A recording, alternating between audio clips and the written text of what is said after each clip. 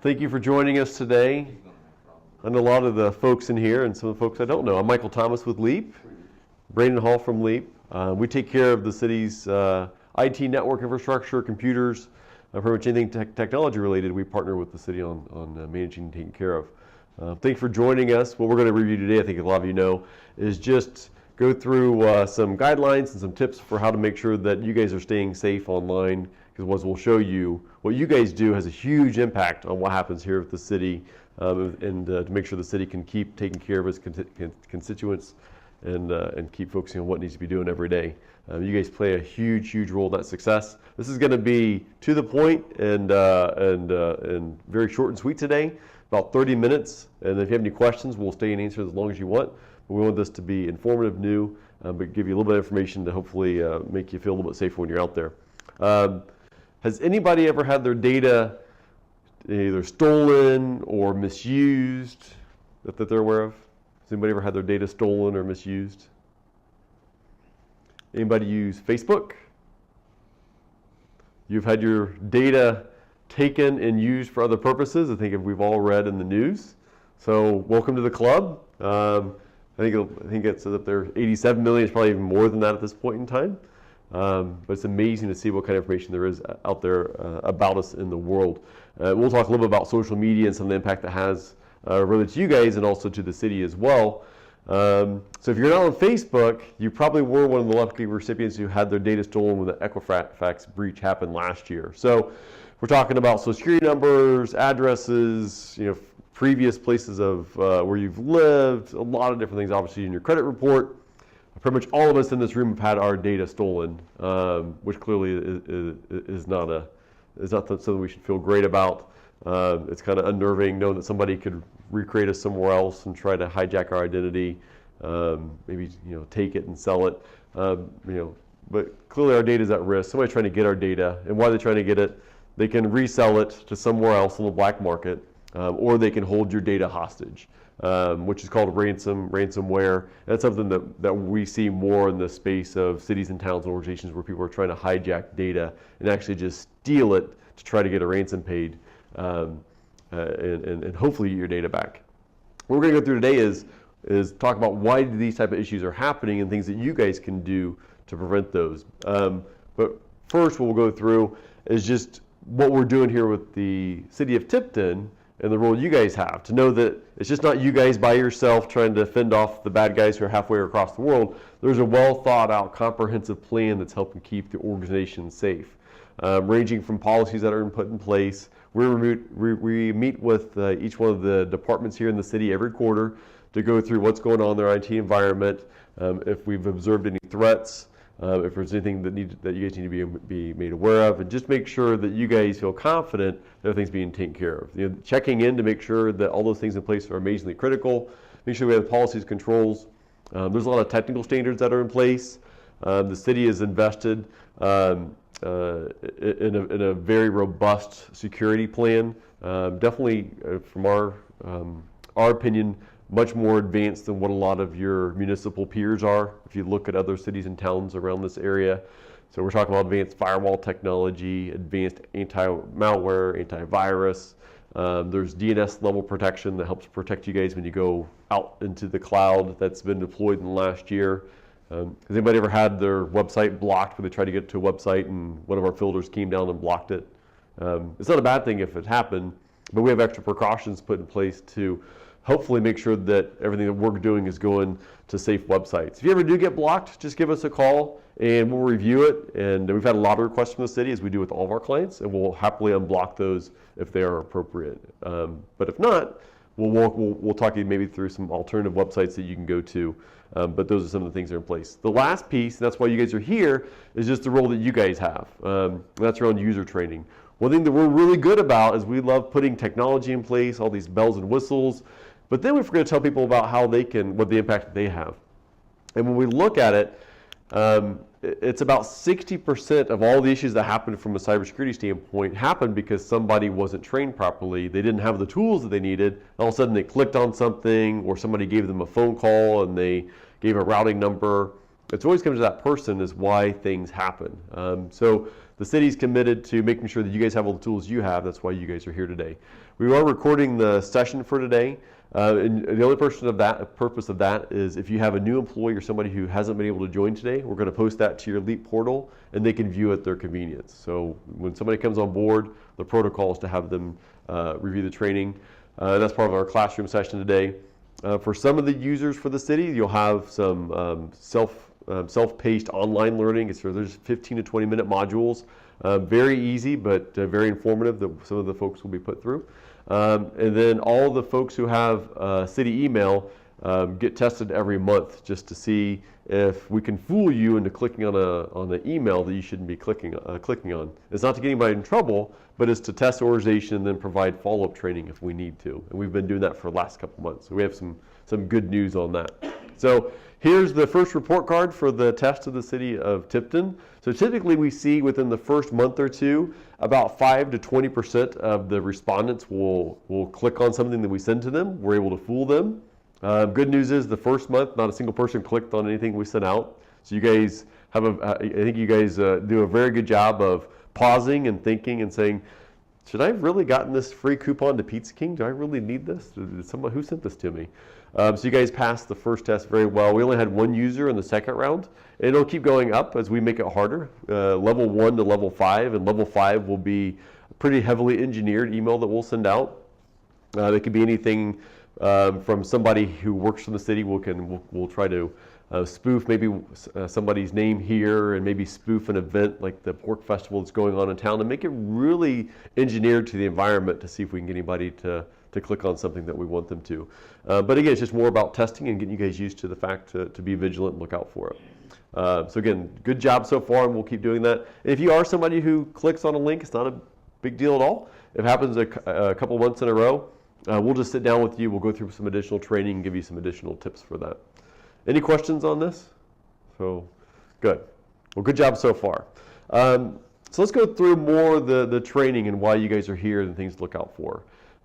Is anybody aware of any of the big cyber breaches besides the one we already talked about that have happened in the last couple of years? Is anybody familiar with any of the big breaches that have happened out there? Anybody ever shop at Home Depot? They were one of the biggest breaches, think about 2.5 years ago now. TJ Maxx, Target stores, really, really big corporations have been breached. Anthem was breached as well, Yahoo. A lot of big companies were breached. And for a lot of us, okay, we're in Indiana. Who really wants to deal with an Indiana company? They're going to, huge corporation or East Coast or West Coast. And that was the case for a long time until the bad guys figured out that they can extract money from individuals or organizations anywhere in the world. So why not focus on the Midwest? And actually they focused anywhere, but now we're seeing the brunt of it. So over the last 2 years, we've seen a huge uptick in organizations that we're all familiar with that are just around us that are getting, unfortunately, attacked online. So a couple of them that come to mind, they were W2 spoofs, Meridian Health Services, which is a huge mental health provider in central Indiana, and then Scotty's Brew House was breached as well. These are very basic attacks where somebody fools somebody in the financial services group of these companies with a CFO or an administrator to say, hey, send over all the W-2s and we have this emergency, we need to review all these, and then somebody sends them out. It's crazy that it happens, but it works.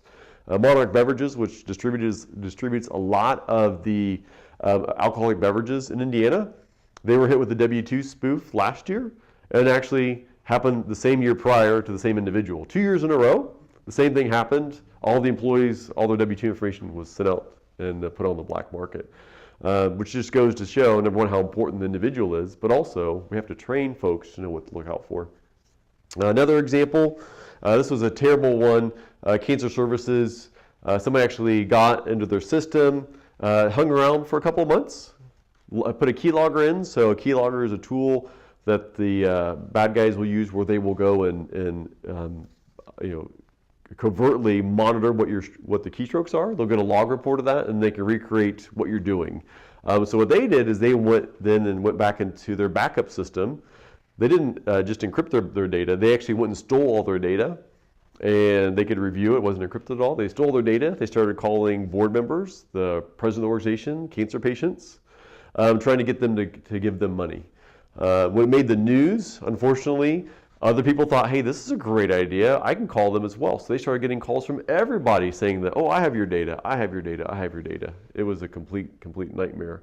And definitely very sad to see, because clearly they work with some amazing individuals and they could not give the help that they needed to those patients. And to see they were victimized was very, very tough to see. But again, a situation that probably could have been avoided if there was the right protocols in place and people were aware of, okay, I should be looking out for these type of emails that are coming in. If somebody's calling in the office, I need to be asking additional questions. And then this one is pretty close to home for what all we do here. Government organization, anybody hear about this breach that happened in Madison County with Anderson? The first year cost them over $250,000 to recover. They didn't get all their data back. I'm not sure if they've ever got it back. Right now they're probably at $500,000 of just upgrading systems and the ransom they had to pay and everything else. It's just been a complete nightmare for them. This was so bad that the police department and the dispatch, they couldn't use computers anymore, so they literally were using pencil and paper. So if you can imagine, all the functions in the organization were relegated to pencil and paper. So I'm not sure how you guys would like to work. But if you guys can imagine having to go for months back to just basically they should break out the typewriters and start all over again, it'd be very, very difficult to get your job done. But again, just shows amazingly local. And also the key is here, a lot of the bad guys out there realize that the municipalities and the government entities, they have pockets. There's money here. They were able to extract a lot of money out of Madison County. And we've seen a lot of the other cities and towns pop up and get hit by these. This is not an isolated incident. So congratulations for all of us here in Indiana. We're now, I guess, valuable to the rest of the world, and they want our information. They know they can steal stuff from us. And even on compound on that, cities and towns, you guys are on the radar. And your information's out there. It's not hard to figure out who works for the city. You guys are a government entity, so it's easy for somebody to go search online, find out who the manager is, who one of the employees is, find out what the relationship is, and maybe exploit that relationship. And we'll go through that in a minute. Any questions on any of these breaches? Yes? Did they ever track down who had gotten the ransom? My knowledge, no. Nope. And they most of the time they do not. It is very, very difficult to. And you have a couple of key issues with that, because it's a really good question. Number one, a lot of the local agencies just don't have the capacity to do it. It's just something that's outside their wheelhouse. And then when you talk about bringing the federal government in with the FBI leading the charge on that, a lot of times if it's a $100,000 payment or something like that, it doesn't really warrant their investigative power either. What's compounding it then too, a lot of times it's overseas, so even if they can figure out who it is, they have to go get them. So let's say it's a $25,000 ransom. The FBI is not going to work with Interpol or whoever and then go somewhere in Eastern Europe to go arrest somebody in a cafe and bring them to justice. It's unfortunate because we want there to be justice, but most of these do not. There is no restitution for most of these. Unfortunately, when folks go through this, they're just left with a really, really big expense, and their business is really torn up, or their organization, where they've got to start over. Luckily, in a city or a town, you can typically start over. There's records somewhere, whether it's with the state or something, you can restart. But for businesses, a lot of times they face this, they don't. It's over for them. A lot of companies will close. That's a very good question. Any other questions? All right. One of our favorite cartoons, because it really shows what kind of the situation we're in. We love technology. We love putting gadgets out there, and they help out a ton. But at the end of the day, when I'm sitting on my computer, I can circumvent a lot of the technology unknowingly by just hitting a button. Sometimes it'll catch it, the technology, but there's occasions where it won't. And the best defense that we have is making sure you guys, and myself included, know what to look for. So just remember that you are the first line of defense. There's all sorts of other things that are going out there, but just you guys being vigilant will help. Not only help here, and help you guys at home too, because I doubt any of us really wants to wake up and realize that somebody's compromised our home computers either. So definitely share this information with your family as well. So how do people get the data? One of the easiest ways, 70-80% of the breaches happen just through some type of email campaign that somebody sends out. And there's a couple different versions of them. We'll go through examples of them. There was something that's called phishing that was been very popular for probably about the last decade, and then it's gone to more spear phishing. I'll go through the differences of those. Has anybody ever heard of phishing before? Okay, probably heard on the news. So let's talk about phishing. Phishing is very generic. Has anybody received an update from FedEx, UPS, the Postal Service saying that your order of 18 blenders has been delayed by a day and you need to click here to get a rerouting instructions, or something from Amazon that allegedly you ordered, here's a tracking number for? Have you guys ever received that before? So a lot of people have, and at some point in time, we probably all clicked on it at some point in time, because we get these all the time. But that's an example of phishing, where somebody just sends out something very generic, and they make it annoying enough where you feel like you have to respond, because who needs 18 blenders? I clearly didn't want that. They want you to respond and click on it.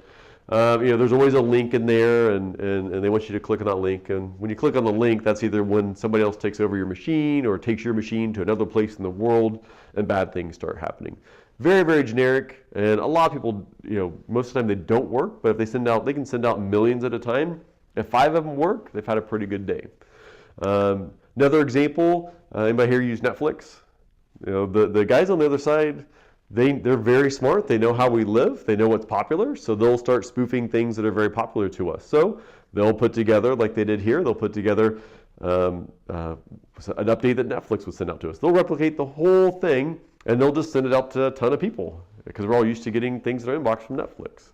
And we're not saying don't click on these or delete these right away. Just be mindful, people will start spoofing things you become very, very comfortable with, and it will keep changing. So if you start signing up for different services, know the bad guys are aware that people are signing up for different services as well. They're going to find out what things look like, and they'll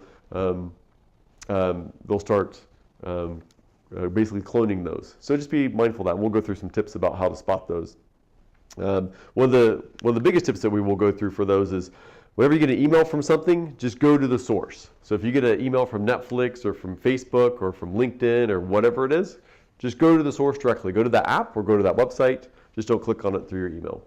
So here's an example of spear phishing. So spear phishing, just like the name kind of lends itself to, it's very, very targeted. And that's where, for the city here, what somebody would do is they would maybe act like they are the mayor's administrator and send a note to somebody else here in the organization saying, we need this bank routing number, or something to that effect. They're going to start investigating your organization, and they're going to start spoofing different people. So here's an example of one of our clients in Anderson. Jeff Taylor is the senior pastor at a church, and they have tried to spoof his email, and doing through a little bit of review online, they know that Karen is their CFO. So they must work together, and Karen has access to the bank account information. They didn't do a very good job of spoofing the email, but it shows there was a lot of effort put behind there. This is somebody who's never been probably to Indiana, probably never been in the US, they're somewhere else in the world. A little Google search, and they found out 2 pieces of very important information, people that work together, where they work, and they knew that Karen probably had access to bank account information. So they sent over an email, put some pressure in there, urgent payment, which is a very common theme. This has to be done now, it has to be urgent. I'm going to get fired if I don't get this done. The state auditors are here. Whatever it is, there's always going to be that sense of urgency. But you see where people actually do a little bit better job of spoofing an email. They can come pretty close to cloning an email by just having a couple digits off, so just be mindful of that. But this is very, very common. Has anybody ever received this before, where it's been from somebody else, or it looks like it's somebody that you know? I've got a few from one of our departments saying that, hey, we need to pay this invoice or something like that, and I didn't open it because I thought they wouldn't have done it. They wouldn't have sent me the email. They would have, said something to me about it. That's a great example. But you knew, just based on how you guys work, that this is odd. And that's one of the first best things you can do is, does this make sense for how we work? But clearly, they know your role, and they know that you hold a lot of the ability to make payments, and they're going to try to find some way to fool you. So kudos to you for spotting that, and I'm sure you get them all. You probably get them all the time. So that's a great example. So that's spear phishing. Let's talk about kind of the other phase, and that's around social engineering. Have you ever heard the term social engineering? That's even taking even more time to go investigate somebody's personal life to try to find another way to exploit that individual. We see a lot of things coming from it looks like it's coming from Facebook or from LinkedIn or something like that, where somebody will replicate. And here's an example. Tom Rector is a real individual. He's friends with somebody in our office on LinkedIn. That's completely legitimate. But because of that, there's no reason that Tom Rector would actually send a LinkedIn invite to somebody he's already friends with. So somebody actually went through, did really good with some Photoshop. They found out who Tom Rector is. They went and recreated what looks like a legitimate LinkedIn request and emailed it out to a bunch of people. So again, social engineering really understood these relationships that we have and pieced together a really an example of something that would be hard not to click on. Oh yeah, I'll be friends. I'm already friends with Tom, but somebody else might have gotten it and wouldn't know. The one on the right is probably one of the scariest ones that we've seen. Heidi really did get married. She lives here in Indiana. But what she did not do, she did not post her videos or her pictures on YouTube and share it out to the world. Somebody else saw that she got married. They found some pictures of her somewhere. They put it together in what looked like a YouTube video, and then they found a way to send it out to people that would be in Heidi's network and try to convince them to click on it. And so somebody said, "Did you send this out?" She's like, "No, I didn't. This is me, but I didn't do this." So it just shows the level of people will go to, because I guarantee you a lot of people would have clicked on it. I probably would have clicked on it. Oh my goodness, wedding pictures of somebody that I know? Yeah, a YouTube video, that sounds exciting. But it just shows the links that somebody will go to try to get our information. But there's a couple things you guys can do to stay safe, and it's really, as you spoke about, is just kind of pausing for a second and just saying, first of all, does this seem right? Would they really be sending me this request for information? Is this normal for how we work? Because a lot of times, the phraseology, the words, the combinations, they might not be misspellings. A lot of times there are. They might just be the way the word orders are, where it's just like, is English this person's first language that wrote this? Because a lot of times it might not. And you'll see the phraseology is really, really backwards and different from how we actually communicate. So be mindful of that. You'll see that a lot. Also, there'll be links or attachments. So when you hover over a link without clicking on it, it will pop up what the URL is. So when you hover over it and it says, maybe say FedEx shipping number, if you hover over that link, if it doesn't say it goes to fedex.com/something, and it says it goes to some other URL, that's a good sign that it's not legitimate. So again, without clicking on it, you hover over it with your mouse, it'll pop up the URL. That's the first tip. Also, if there's attachments, a lot of times it'll be in a zip file or some type of file compression, because that allows them to bypass any antivirus a lot of times that's out there, and allow it to basically shield it from the tools that we have out there. So that's another thing to look out for. If you're receiving a lot of compressed or zip files, probably somebody is sending you something that's very malicious, and it's harder for us to stop. We talked about the sensitive information, whether it's W-2s, payment routing information, something that shouldn't be known. They're going to ask for something very, very sensitive and odd, something that you're not used to sending out. And then they're going to put a lot of pressure. This has to be done today. There's auditors here. The state needs this. The mayor needs this. There's going to be some sense of pressure put on there, which is hard to be in an environment where you think somebody you know is communicating to you and they're saying, we need this now or else something bad is going to happen. It's really hard to work in that environment, but they're doing that. They know the whole psychology piece. And again, there's that big threat or reward piece of, we're going to win this grant from the state if we get this turned in today. But there's some things you guys can do to really fend off what these folks are doing. Really, really basic things to do. When you can, your desk area, don't keep your passwords available. Make sure they're locked up. If you can put them on an online safe repository like LastPass, we can definitely help you guys with those type of things. Let us know. Keep those locked up. Don't share them. When you walk away from your desk, just lock your screen.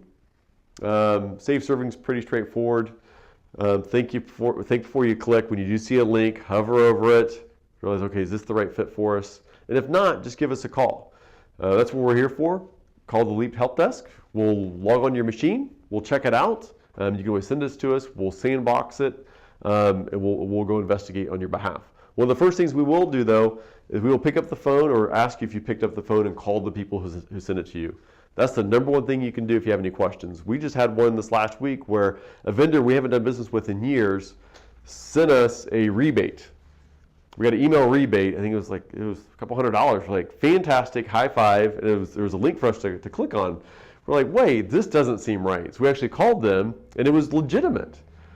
They actually found where we hadn't bought product from them in a while. They actually owed us some refund money, and it was legitimate. They were cleaning up their account. They actually owed us money. So normally we probably just would hit delete, but now we've got a couple $100 we can use somewhere else.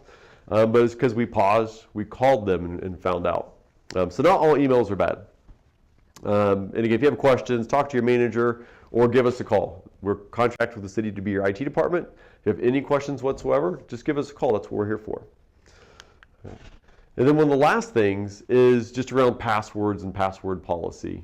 There was a big Yahoo breach a couple years ago, and the issue a lot of people faced was, the folks that got into Yahoo then found out those individuals' passwords. Can you guess what probably happened next? Where do you think those passwords might have also worked in those people's lives? You got it. Their bank accounts.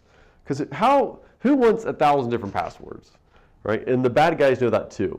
So you break into somebody's Yahoo account. Within 2 seconds, I can tell you who they bank with. And within 3 seconds, I can figure out their username on their bank account. And I gotta guess they use the same passwords they do on the email or some slight iteration. I can probably have a bot that within a couple minutes can do enough iterations of their standard password, and I can probably get into their banking account. Super simple. So the easy thing we can do is just make sure you have different passwords, especially for those things that are really, really important to you. So your insurance login, your bank login, your email login. We want all passwords to be different, but definitely make sure that those ones are all separate. Change them on a somewhat regular basis. And then the other thing is the big teaching was to go out and have a password that was like 8 squiggly mark dog mustard or something, something really short, right? That's what we were all taught. Really hard to remember, and since it's short, it's actually somewhat easy for them to crack. So the feedback and the direction we give you guys is make it easier for you to remember, but make it a little bit longer. And what we're looking for are more phrase-based passwords that you can remember, but are hard combinations for people to guess. And make it something that's important to you. So, I love the Pizza Shack, right? We just went there for lunch. That's actually not a bad password. It's a phrase. It's something that's really hard for someone on the other side of the world to guess, but it's something that you can remember. Throw a couple of squigglies and a number on that. That's a really, really solid password that you're not going to be thinking after a 3-day weekend, what was my password again? Right? It was something that's important to you. So whatever's important, someplace you want on vacation or whatever you like to do on Sunday, put it in a phrase, and that's a pretty good password. Any questions on passwords? Okay. So we promised that it would be short and sweet, on point. That's the material we had for you guys today. We want to leave any time, as much time as you guys want to answer your guys' questions. We just want to leave you with the fact that you guys do have a big impact on the security and the safety of the data here with the city and of the constituents. A little bit of teamwork. We can work together to make sure we keep that information safe. You guys have a huge role in that. Know that people are trying to get the information, trying to find a way to circumvent what we're doing here, and they kind of know your guys' structure. So just realize that the bad guys can look and know who you are, which, it's not going to impact your day-to-day life, but they're going to try to use that relationship to fool you. And just know that we're here for you guys. If you have any questions, contact us at LEAP, and we're going to take care of it for you. So with that, do you guys have any questions for us or anything you want me to review in greater detail? Okay. Well, good. You guys were fantastic, and appreciate you guys being focused today. You guys will get the regular monthly testing. Some of you will receive some additional online training, just depending on what your job role is. And from there, it really shouldn't be that complicated. We wanted this to be easy, and again, if you have any questions, just let us know. So, thank you guys.